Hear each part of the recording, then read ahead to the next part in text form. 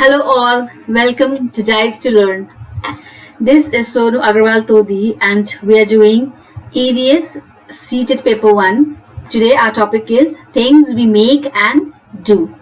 So before we start the chapter, don't forget to like, share and subscribe Dive to Learn. So let us start. Things we do. First of all, let us discuss what are the things that we do. Okay. So what are the things we do? We do what we do. We do sports. Yeah, we play sports. We sing. We dance. These are the things that we do. Generally, we do. So here we'll be discussing about sports. What is sports? Okay. So an activity involving physical exertion and skill in which an individual or team competes against another or other for entertainment. This is sports. कोई भी activity आप कर रहे हो individually अकेले ही एक दूसरे से कंपटीशन कर रहे हो या टीम में कर रहे हो for the sake of entertainment, और फिर कोई भी बड़े गेम्स होते हैं जैसे ओलंपिक हो गया या फीफा गेम्स हो गया, कुछ भी बड़े गेम्स में भी आप पार्टिसिपेट कर रहे हो, खेल रहे हो, तो those are all sports. Okay, some of the famous sports and their sports personalities are given below. ये भी आपको इसीलिए मैंने यहाँ पे इंक्लूड किया because these are the question that comes from this chapter, things we do, things we make. इस chapter में से यही सब क्वेश्चन आते हैं कि ये खिलाड़ी कौन से खेल से संबंधित है, या फिर इस कोई भी एक गेम का या खेल का नाम आपको दे देंगे, या इसमें से ऑप्शंस देंगे कि राइट वाला ऑप्शन कौन सा है जो इस गेम के साथ रिलेटेड है. ऐसे क्वेश्चन सब आते हैं. ठीक है, तो that is why we have included this chapter here. So badminton खेल हम लोग को सबको पता है, बैडमिंटन का खेल, लेकिन इसके खिलाड़ी कौन कौन है. तो इम्पोर्टेंट जो भी नाम हमारे इम्पोर्टेंट नाम है वो है गोपी चंद, साइना नेहवाल, पीवी सिंधु एंड प्रकाश पदुकोण. राइट, तो these are the people, these are the sports personalities who play badminton. वैसे ही है रेसलिंग के स्टार स्पोर्ट्स पर्सन कौन है. They are Sushil Kumar, Yogeshwar Dutt, Sakshi Malik. Right, these are the people who play wrestling. Now cricket में तो मेरे को बताना ही नहीं पड़ेगा, आप सबको पता है क्रिकेट का, तो सब फैन होते हैं, सबको पता है. Sachin Tendulkar, MS Dhoni, Virat Kohli. Right, and the list goes on. सबको पता है हमें क्रिकेट का. Lawn tennis, Mahesh Bhupathi, Sania Mirza, Leander Paes, they are the star sports person. मैंने जो इम्पोर्टेंट था उनको लिया है. आप और भी कलेक्ट कर सकते हो नाम. ठीक है, अपने रेफरेंस के लिए आप लोग और भी गूगल कर सकते हो. बॉक्सिंग में Vijender Singh, MC Mary Kom. Right, we know this names very well. Weight lifting में कर्णम मल्लेश्वरी के बारे में मैंने आपको प्रीवियस इससे पहले वाला चैप्टर है ट्रैवल, उसमें आपको करवाया है. अगर आप लोगों ने नहीं देखा तो प्लीज जाके आप मेरे इससे पहले वाला वीडियो जरूर देखिएगा. उसमें मैंने कई सारे स्पोर्ट्स पर्सन के बारे में भी लिखा हुआ है, तो आपको नोट्स दिया हुआ है, तो you can go and check out that video also. Okay, athletes में PT Usha and the list goes on, you can find it. Shooting Abhinav Bindra. Right, and hockey major Dhyanchand, और भी उनके टीम मेंबर्स हैं. You can find out that also. But major questions इन्हीं के ऊपर आते हैं बोल के मैंने इनको यहाँ पे इंक्लूड किया है, so that you can learn it here itself. Now next is dance क्या है. अभी हम लोगों ने स्पोर्ट्स के बारे में बात किया. Now dance is an art form consisting of willfully selected sequences of human movements. मतलब हम लोग जो भी ह्यूमन मूवमेंट्स करते हैं म्यूजिक के साथ, जिस कोऑर्डिनेशन में हमारे हाथ पैरों का मूवमेंट होता है, उस मूवमेंट को क्या कहा जाता है, उस मूवमेंट को डांस कहा जाता है. ठीक है, this movement has aesthetic and symbolic value and is acknowledged by the dance bye performers and observers with in a particular culture. अब अपने अपने फॉर्म्स के डांस होता है, सारे डांस एक जैसे नहीं होते हैं. किसी का कल्चर में किस टाइप के होते हैं डांस, किसी के कल्चर में अलग टाइप से डांस होते हैं.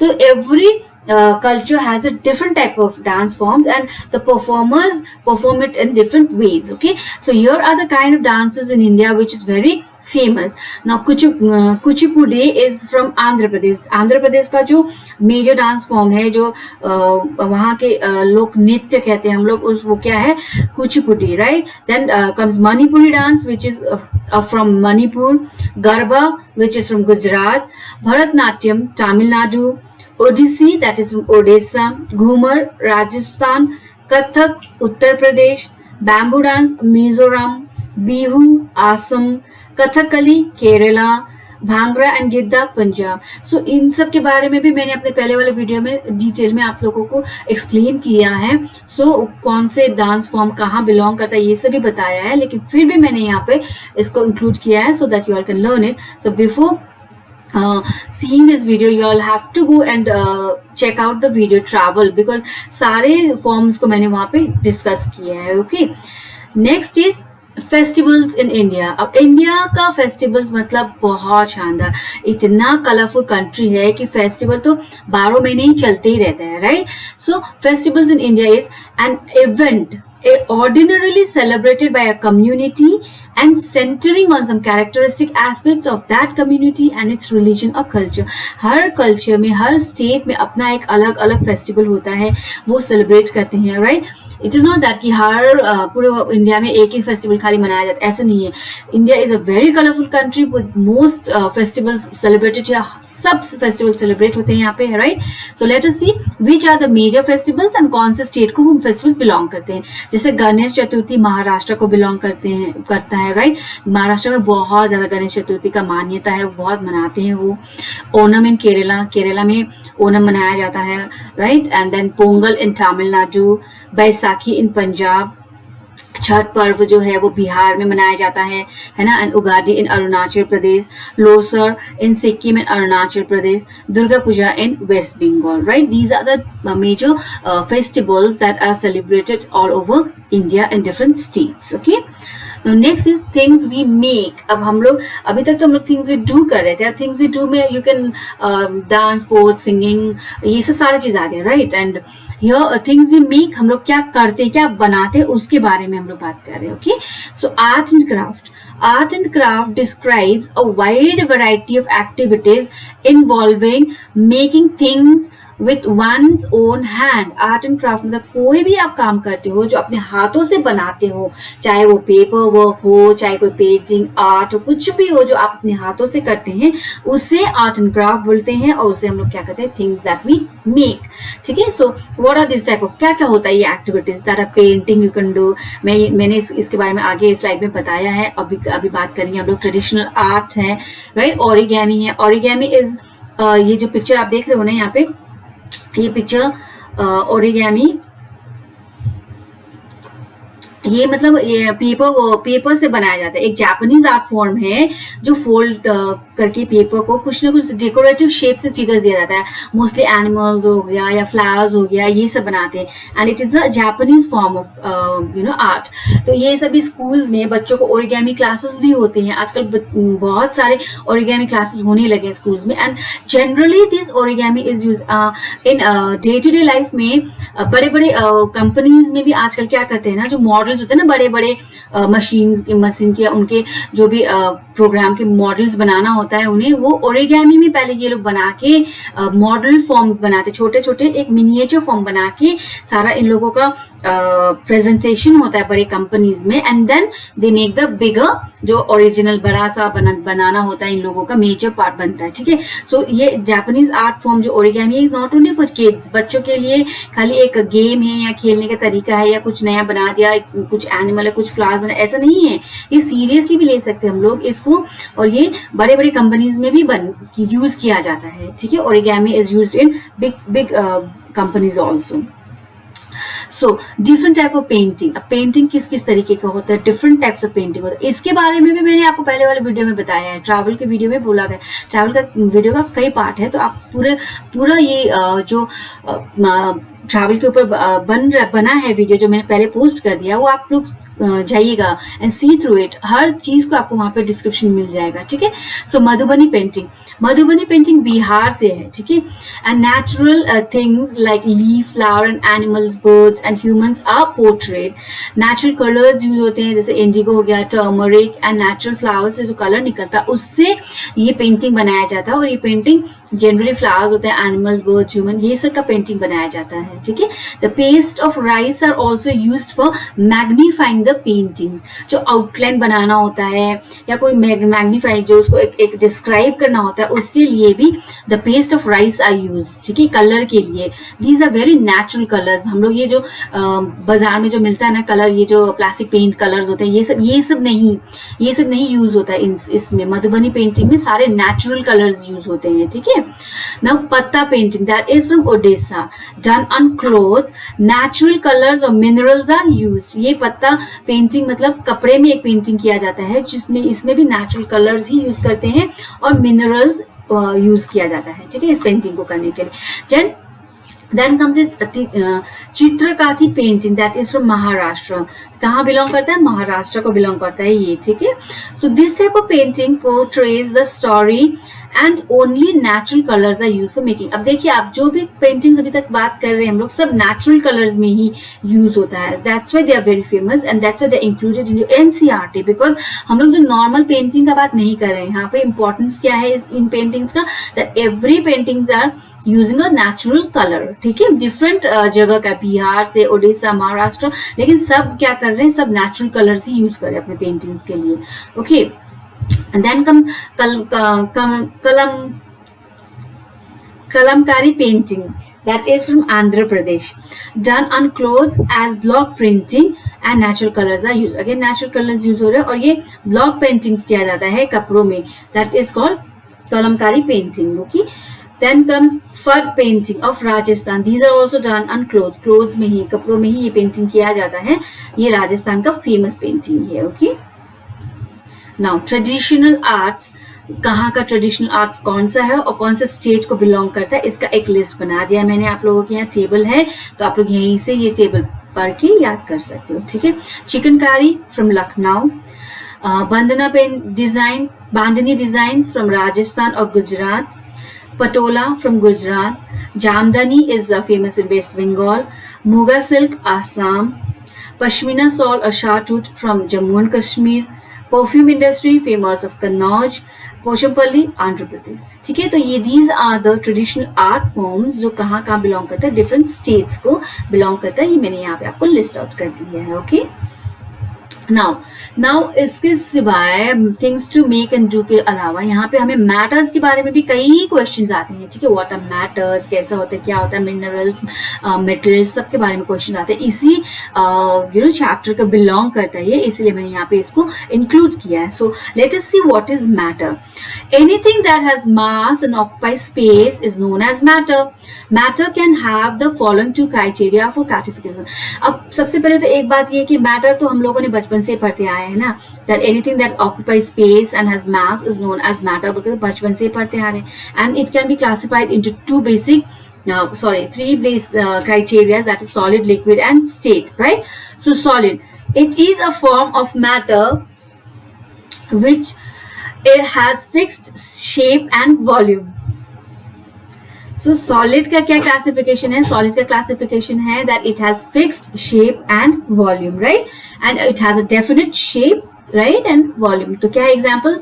that those are books, cell phone, bricks. जो भी एक चीज है जो एक फिक्स शेप है, वो एक स्पेस को ऑक्यूपाई करता है, उसको क्या बोलते हैं? उसका वॉल्यूम है, तो उसे क्या कहेंगे हम लोग? सॉलिड बोलेंगे, right? Now what is liquid? Liquid is a type of matter have fixed volume but no definite shape. तो लिक्विड क्या है? एक फिक्स वॉल्यूम तो है उसका, लेकिन डेफिनेट शेप नहीं है, फ्लो ही होता है, राइट? कि जिस भी कंटेनर में डाल दो उसी कंटेनर का शेप ले लेगा, तो इसलिए डेफिनेट शेप नहीं होता. For example, water, juice, oil, etc. Right? These is liquid. And gas, it is a form of matter which does not have any fixed shape or volume. Gas एक ऐसा form of matter है जिसका कोई fixed shape नहीं, कोई fixed volume नहीं है, right? हमारा पूरा environment gas का बन सकता है, ऑक्सीजन पूरा यहाँ पे air जो है सब gas ही तो है, तो it does not have any fixed shape or volume.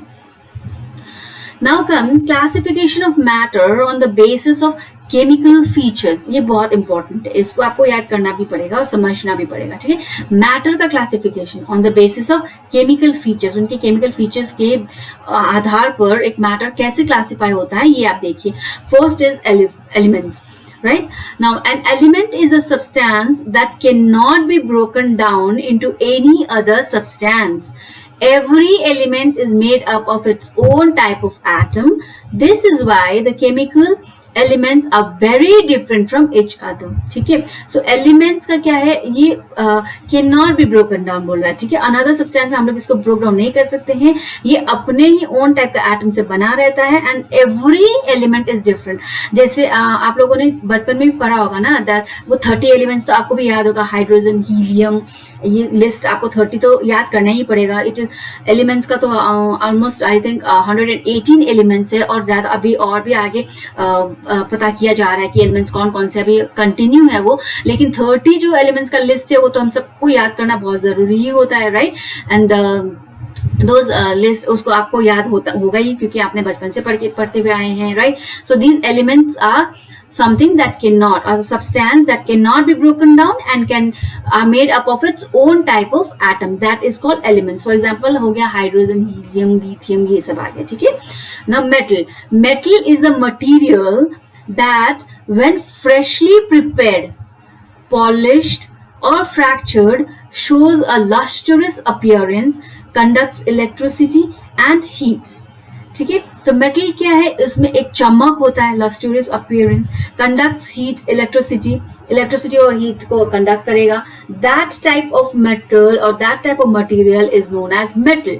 For example iron, copper, these are metals, okay, and are malleable and ductile. अब मेटल का एक दूसरा क्लासिफिकेशन और आप कैसे समझ सकते हो कि ये मेटल है, वो ये है कि metals are malleable and ductile. Malleable मतलब हुआ आपका जो थिन शीट में हम लोग इसको बना सकते हैं, एंड डक्टाइल मतलब एक वायर के रूप में भी हम इसे बना सकते हैं. ठीक है, लाइक मैलिएबल का एग्जांपल अगर आपको लेना पड़ेगा तो it will be sheet of aluminium. जैसे एल्यूमिनियम का शीट हमें मार्केट में मिल जाता है, वो मैलिएबल हो गया है ना एग्जाम्पल.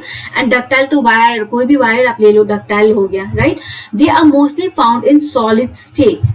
मेटल्स, आपको हर मेटल सॉलिड स्टेट में ही मिलेगा. ठीक है, बट देयर इज एक्सेप्शन कि एक मर्क्यूरी ही एक ऐसा मेटल है जो आपको लिक्विड फॉर्म में मिलेगा इन रूम टेम्परेचर. ठीक है, नाउ द क्वेश्चन कम्स, ये क्वेश्चन आता है आपका कि राइट मतलब एक मल्टीपल क्वेश्चन में आएंगे, आपको ऑप्शंस दिया रहेगा कि कौन सा मेटल है जो लिक्विड में है बोल के. तो you have to write this. Mercury ही सिर्फ एक ऐसा मेटल है जो लिक्विड फॉर्म में आपको मिलेगा इन रूम टेम्परेचर. बाकी सारे मेटल्स आपको कौन से स्टेट में मिलेंगे, सॉलिड स्टेट में मिलेंगे. ठीक है, so you have to learn this. Mercury एक ऐसा मेटल है जो लिक्विड फॉर्म में मिलेगा in room temperature. Okay, now non metals lack malleability, ductility, shine etcetera. तो आपको मेटल और नॉन मेटल में डिफरेंस अगर पता करना हो तो उसमें क्या है, मेटल्स में एक लस्ट्रियस अपीयरेंस, चमक होगा, शाइन होगा, कंडक्ट इलेक्ट्रिसिटी, हीट, मैलिएबल है, डक्टाइल है. ये मेटल का क्लासिफिकेशन हो गया. लेकिन नॉन मेटल्स में ये नहीं होगा, ये लैक होगा. लैक मतलब दे doesn't have this thing. Malleability नहीं है, डक्टाइलिटी नहीं है, शाइन नहीं है नॉन मेटल्स में. They have lower melting and boiling points. Example sulphur, carbon etcetera. ठीक है, so this is the example of non-metal. Now compounds, they are made from the combination of two or more elements in a definite proportion and have fixed chemical formula. Now compounds मतलब क्या है, कोई भी दो चीज मिलके compound बनेगा, ये हमें पता है, right? But two or more elements in definite proportion मतलब आप उसका प्रोपोर्शन, उसके क्वांटिटी को आप अलग नहीं कर सकते कि एक पार्ट ये ले लूं, एक पार्ट वो ले लूं तो कुछ नया बचे, ऐसा नहीं. अगर फॉर एग्जांपल आप अगर वाटर, पानी बनाना चाहते हो तो आपको क्या लेना पड़ेगा, डेफिनेट प्रोपोर्शन लेना पड़ेगा. हाइड्रोजन 2 पार्ट्स में लेना होगा और ऑक्सीजन 1 पार्ट में लेना होगा, तभी आपका वाटर बनेगा. Hydrogen 2 part and oxygen 1 part लेंगे तो आपका क्या बन जाएगा, ये कॉम्बिनेशन वाटर का बन जाएगा, आपका वाटर बन जाएगा, ठीक है। लेकिन बाय चांस अगर आप सोचते हो कि नहीं मैं तो हाइड्रोजन 2 पार्ट और ऑक्सीजन 2 पार्ट लूंगा और वाटर बना लूंगा, ऐसे नहीं होगा। अगर आप इसका प्रोपोर्शन या केमिकल फॉर्मूला चेंज करेंगे तो ये जो इसका बन के आएगा, नया एलिमेंट बन के जो आएगा वो अलग होगा। H2O2 मतलब हाइड्रोजन पर ऑक्साइड हो जाएगा, आप दूसरा ही चीज बना रहे हो, आप वाटर नहीं बना रहे हो। तो आपको इसका प्रोपोर्शन सेम रखना होगा, डेफिनेट रखना होगा, तभी आपको ये सब चीजें मिलेंगी। जैसे यहाँ पे है कैल्शियम कार्बोनेट, तो कैल्शियम आपको 1 पार्ट में लेना होगा और कार्बोनेट जो CO3 है ये 3 पार्ट में लेंगे। तो इसको कंबाइन जब करेंगे CO3 1 पार्ट में लेंगे, sorry calcium 1 part CO3 1 part, ठीक है। तो these two combines to make calcium carbonate. आप इसका प्रोपोर्शन चेंज नहीं कर सकते और इसका फॉर्मूला भी आप चेंज नहीं कर सकते, these are fixed, that is called compound. अब मिक्सचर मतलब क्या है, it is made by combining 2 or more elements. इसके जैसे जैसे कंपाउंड में हमने बोला कि 2 or more एलिमेंट्स को कंबाइन कर सकते हैं, वैसे ही मिक्सचर में भी 2 or more elements are combined to make a mixture. But compound में हम लोगों ने क्या पढ़ा, फिक्स्ड होना पड़ेगा, definite proportion and fixed chemical formula होता है। लेकिन मिक्सचर में इनडेफिनेट रेशियो में एंड प्रोपोर्शन में आप ये मिक्सचर कर सकते हैं। It can be separated by the process of separation. For example आप पानी और सॉल्ट को मिक्स कर दीजिए, मिक्सचर हो गया, राइट। नमक और पानी का घोल बना लीजिए या नमक और चीनी को मिक्स कर दीजिए, ये सब मिक्सचर हो गया जो आप सेपरेट भी कर सकते हो और इनडेफिनेट अपनी मर्जी से कितना भी ले लीजिए, कितना मिक्स कर लीजिए, राइट। लाइक ओशन वाटर में कितना ही मर्जी का मिनरल्स होता है, सैंड है नीचे में बेड में, है ना। तो these are all indifferent ratio में, कोई फिक्स रेशियो नहीं है। सीमेंट है, स्मॉग है, right. These are all mixtures but without any definite ratio और proportions, okay. So these are the example of mixture. Now alloy, an alloy is a mixture of metal or another element.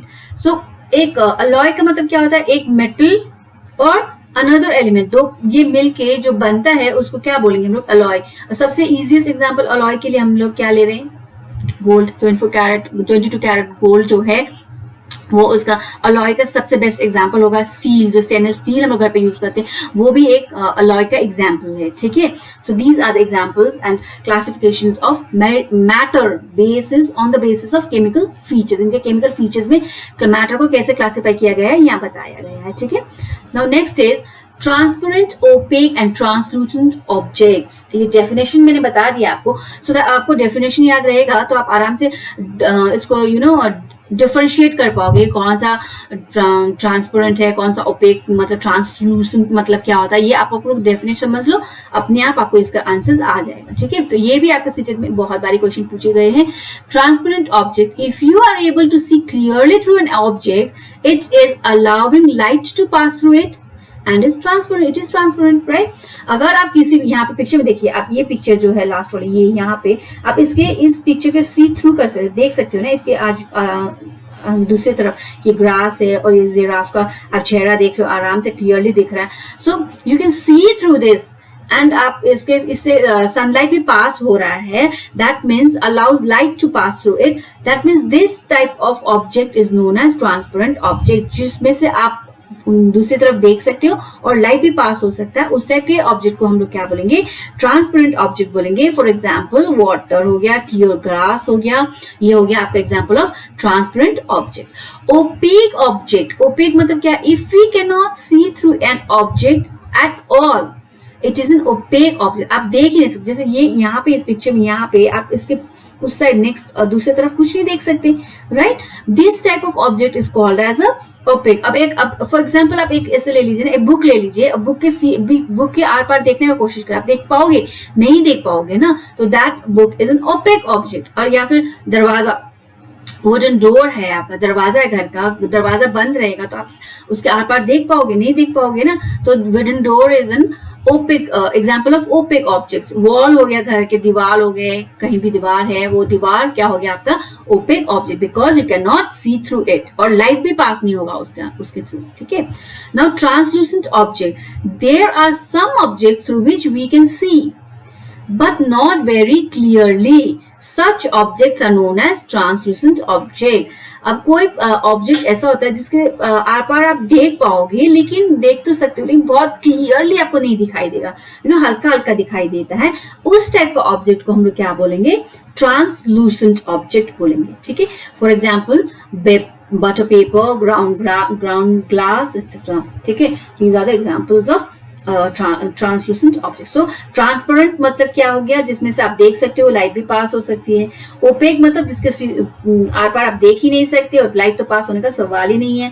Translucent object मतलब हल्का फुल्का देख सकते हो, clear नहीं देख सकते हो, हल्का हल्का लाइट भी उसके आर पार जा सकता है. ठीक है, now next is separation technique. अब आप कैसे सेपरेट करते हो एक चीज में से दूसरी चीज को, इसके बारे में हम लोग बात कर रहे हैं. ठीक है, different techniques are used for separating different mixtures. अब डिफरेंट टाइप के मिक्सचर्स को डिफरेंट टेक्निक से हम लोग सेपरेट करेंगे. एक ही तरीके से सब चीज सेपरेट नहीं होता है, वो अलग अलग तरीके से हम लोग को सेपरेशन वाला काम करना पड़ता है. ठीक है, फर्स्ट सेपरेटिंग सॉलिड कंपोनेंट्स. अब सॉलिड जो है, कोई सॉलिड दो चीज है मिक्स हो गया, उसको सेपरेट करने के लिए हम लोग क्या करते हैं, like manual separation done by hands like concrete from grains. जैसे done by manual separation मतलब हाथ से कोई चीज को आप साफ कर रहे हो, जैसे घर में जैसे चावल है उसको आप साफ करोगे, उसमें से कंकर निकालोगे, तो हाथ से आपने सेपरेट किया ना एक चावल का ग्रेन को, और कंकर को आपने अलग अलग किया, हाथ से हटा दिया कंकर को. That is called manual separation. Threshing used for separating edible parts of grains from the stock. अब जैसे थ्रेशिंग मतलब स्टॉक है, जैसे धान है, तो धान को आप जो उसके स्टॉक होता है उसमें से अलग करने का जो प्रोसेस होता है उसको क्या कहेंगे हम लोग, थ्रेसिंग बोलेंगे. ठीक है, अब विनोइंग है. विनोइंग का मतलब क्या है, डन आफ्टर थ्रेसिंग. जब आप धान को उसके स्टॉक में से अलग कर लोगे तो ये धान कवर्ड रहता है एक आउटर कवर के साथ, उसको हस्क बोलते हैं हम लोग. ठीक है, तो उस हस्क में से धान को अलग करने के लिए जो प्रोसेस किया जाता है उसको क्या कहा जाता है, विनोइंग बोला जाता है. ठीक है, that is done after threshing, used for separating husk from the grains by blowing air. तो उसको हम लोग एयर ब्लो करके उस हस्क को, ग्रेन और हस्क को अलग अलग करते हैं, उस प्रोसेस को विनोइंग बोलेंगे. ठीक है, sieving is a technique.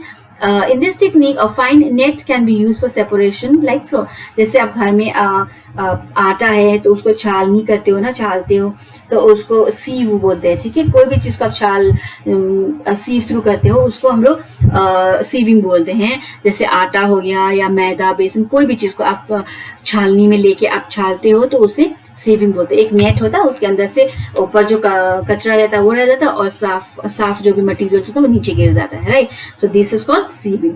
Magnetic separation. Magnet is used for separation and iron, cobalt, nickel, steel, etc. can be separated by this technique. So magnet use करके आयरन को इन सब चीजों से अलग करके हम लोग ये सेपरेशन कर सकते हैं. ठीक है, so first is manual separate, हाथ से करेंगे आप. थ्रेसिंग मतलब जो स्टॉक में से ग्रेन्स को अलग करते हुए उस प्रोसेस को बोला. विनोइंग कर सकते हैं, ब्लो ए करके आप लोग हस्क हटा सकते हैं, उस प्रोसेस को बोलेंगे विनोइंग. सीविंग मतलब छानना हो गया है ना, नेट के थ्रू जाली से जो भी छानते हैं उसको सीविंग बोलेंगे. मैग्नेटिक सेपरेशन मतलब मैग्नेट से जो सेपरेट करते हैं हम लोग उसको क्या बोलेंगे, magnetic separation. Okay, now comes for separation of solid and liquid. अब वो तो हमने सॉलिड का सेपरेशन किया था जो आगे हम लोगों ने बताया था. अब इसमें से क्या है, सॉलिड एंड लिक्विड का सेपरेशन कैसे करना है अब हमें. So first is sedimentation. Under this process, water containing solid particles starts to settle down in the bottom of the container. Settling down of solid particles is caused by the effect of gravity. So sedimentation मतलब क्या है, पानी में अगर आप सोचो sand मिला देते हो, एक ग्लास का पानी है आपके पास, उसमें सैंड मिला दोगे तो थोड़ी देर बाद क्या देखोगे आप, वो सैंड सारा नीचे जाके जमा हो गया, बेस में, ग्लास के बेस में जमा हो जाता है. तो जिस प्रोसेस से ये सेडिमेंटेशन होता है वो क्या होता है, क्योंकि सॉलिड पार्टिकल्स को ग्रेविटी इफेक्ट करके वो नीचे में खींच के ले आता है और नीचे सेटल कर देता है. ठीक है, so this process is known as sedimentation. जो नीचे जाके सेटल हो गया, इस प्रोसेस को क्या बोलेंगे, सेडिमेंटेशन बोलेंगे. Decantation is the process can be done after sedimentation. अब सेडिमेंटेशन मतलब आपका गंदगी नीचे जाके बैठ गया, उस प्रोसेस को हम लोग क्या बोलते हैं, सेडिमेंटेशन। अब सेडिमेंटेशन के बाद डिकैंटेशन करना होता है, वो कैसे करेंगे? This process is used for separation of mixtures of immiscible liquids or of a liquid and a solid mixture such as a suspension। अब इसमें से इस जो immiscible मतलब जो मिक्स नहीं हो सकता उस सब्सटेंस को हम लोग क्या बोलेंगे, इमिसिबल। तो डिकैंटेशन इजीली हो जाएगा, राइट, सॉलिड मिक्सचर आराम से आप निकाल लोगे। सो सेडिमेंटेशन के बाद डिकैंटेशन होगा। Then comes filtration. In this process a net और a filter paper is used for separating the solid components from the liquid. अब एक पेपर या फिल्टर लेके आप इस जो सॉलिड कंपोनेंट्स है यहाँ आपका जो सेटल हो रहा था नीचे, उसको आप सेपरेट कर दोगे नेट से या फिल्टर पेपर से। The liquid is pass through filter paper और net in which solid particles are trapped and the filtered water is collected in the vessel below। जैसे आपका जो फिल्टरेशन होता है, घर में फिल्टर भी होगा, पानी का फिल्टरेशन होता है, तो यही प्रोसेस होता है। एक नेट होता है, उसके ऊपर से पानी डालो एंड सारा गंदगी नेट के ऊपर रह जाएगा, साफ पानी नीचे एक कोई भी बर्तन में आप कलेक्ट कर सकते हो। तो उसी को क्या कहते हैं हम लोग, फिल्टरेशन बोलेंगे, ठीक है। सो दैट एक साफ पानी और जो भी पार्टिकल सॉलिड का पार्टिकल्स है जो भी उस पानी के अंदर, वो अलग हो जाए, उस प्रोसेस को फिल्टरेशन बोला जाता है। Now comes evaporation. In this process, liquid mixture containing solids are heated so that liquid evaporates and solid particles left behind। ठीक है, तो दूसरा अभी तक तो हम लोगों ने लिक्विड में से सॉलिड को कैसे अलग करना है ये बात कर रहे थे। अब हम लोग क्या बात कर रहे हैं, in this process liquid mixture containing solid are heated so that liquid evaporates and solid particles left behind। तो अगर आपका पानी में कोई ऐसा सॉलिड है जो नहीं निकल रहा, तो आपको क्या करना पड़ेगा, पानी को बॉईल करके इवापोरेट करना पड़ेगा, पानी सुखा के उसको वेपर बना के उड़ा देना पड़ेगा और नीचे आपका सॉलिड जो भी आपका सॉलिड है वो रह जाएगा। इस प्रोसेस को क्या कहते हैं, इवापोरेशन बोलेंगे, ठीक है। सेंट्रीफ्यूगेशन मतलब क्या है, it is a technique which involves the application of centrifugal force to separate particles from a solution according to their size, shape, density, or viscosity of the medium and rotor speed। इसको क्या बोलेंगे, centrifugation बोलेंगे, ठीक है ना। Distillation, in this process mixture of solid and liquid is heated and vapors formed are collected in another vessel। In this way both the components get separated। अब एक process, ये प्रोसेस क्या है, mixture of solid and liquid is heated, ठीक है। Solid और liquid का जो भी मिक्सचर आपके पास है उसको हम लोग हीट करेंगे और वेपर निकलेगा, राइट, उसमें से। तो इन वेपर को हम लोग एक दूसरे वेपर वेसल में कलेक्ट करेंगे, दूसरे कोई भी वेसल में कलेक्ट करेंगे। तो in this way both components get separated, एक तो गैस सेपरेट हो गया, एक सॉलिड अलग हो गया। तो this process is known as distillation, जहां पे लिक्विड को हम लोग वेपर बना के उसे एक दूसरे वेसल में कलेक्ट कर लेते हैं और सॉलिड वहां पे रह जाता है, उसका उस मिक्सचर के अंदर अलग से रह जाता है। दिस इज कॉल्ड डिस्टिलेशन, ठीक है। Now separation of liquid from the liquid mixture। और लिक्विड को लिक्विड से ही कैसे सेपरेट करेंगे, तो this is separation cone method. This method is used for separating two immiscible liquid। The liquid present in the cone form bilayer, that is one layer forms the upper layer and the other layer forms the bottom।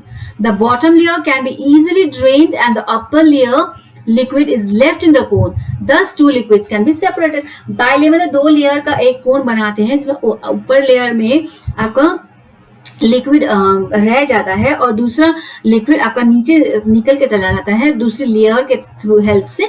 This process called as separation cone method, जो cone के method से separation कर रहे हैं हम लोग liquids को। Another is fractional distillation. Fractional distillation मतलब हम लोगों ने पहले पढ़ा था सॉलिड और लिक्विड को वेपर में कन्वर्ट करके एंड वेपर को दूसरे वेसल में कलेक्ट करना इज डिस्टिलेशन, ये पढ़ा था। अब यहाँ पे fractional distillation. Fractional distillation is the separation of a mixture into its components, parts और fraction. Chemical compounds are separated by heating them to a temperature at which one or more fraction of the mixture will vaporize। The vapors are collected and condensed into a separate container for each temperature। For example petroleum, इसका fractional distillation का example आपके लिए petroleum है। यहाँ पे क्या बोला गया है कि कंपाउंड को, जो केमिकल कंपाउंड है उसको हम लोग सेपरेट करते हीट करके, and then heat to them at एक सर्टेन टेम्परेचर तक हीट करेंगे और एक 1 or more फ्रैक्शन में इन मिक्सचर्स को वेपोराइज करेंगे। This process is known as fractional distillation. Okay, so this much for today. We'll bring another part for things to do, so stay tuned for that. And before leaving, just don't forget to like, share and subscribe Dive to Learn. Thank you.